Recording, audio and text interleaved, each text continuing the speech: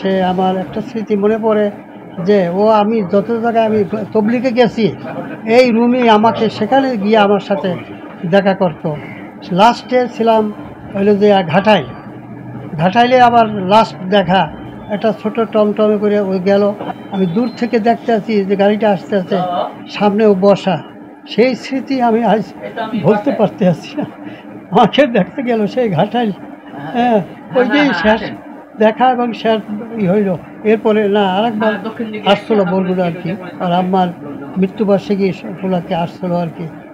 এই রুমির স্মৃতি, রুমি যা করছে আমার সাথে না, সমস্ত ভাই বোনের সাথে সে যে একটা রাখাল হিসাবে সমস্ত ভাই বোন আত্মীয় স্বজন প্রত্যেকের তার কোনো ত্রুটি ছিল না। সে কাউরে বলতো না যে তোমার এই দোষ, এই ত্রুটি, এইটা ওইটা, কোনো কিছুই কখনো বলতো না।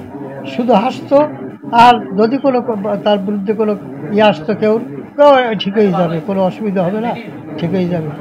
এই ছিল রুমি। সেই ভোলার থেকে, সেই আশা স্টেশন থেকে এই কয়েকদিন আগে থেকে তাকে অসুস্থ হওয়ার পরে, ভারত থেকে আসার পরে দেখাটা আমি করে আসলাম। আমাকে শুধু বলছে যে বাবা, আপনি তো কয়েকবারই হজ করছেন, 3 বার আমি হজ করছি উমরা সহ, আপনি শুধু আমাকে একটু দোয়া দেন, আমি যেন উমরা করে যেতে পারি, মানে আমি যেন আল্লাহর ঘর তওয়াফ করে আসতে পারি। ওইটাই আমার লাস্ট, আর কোনো দেখা হয় না।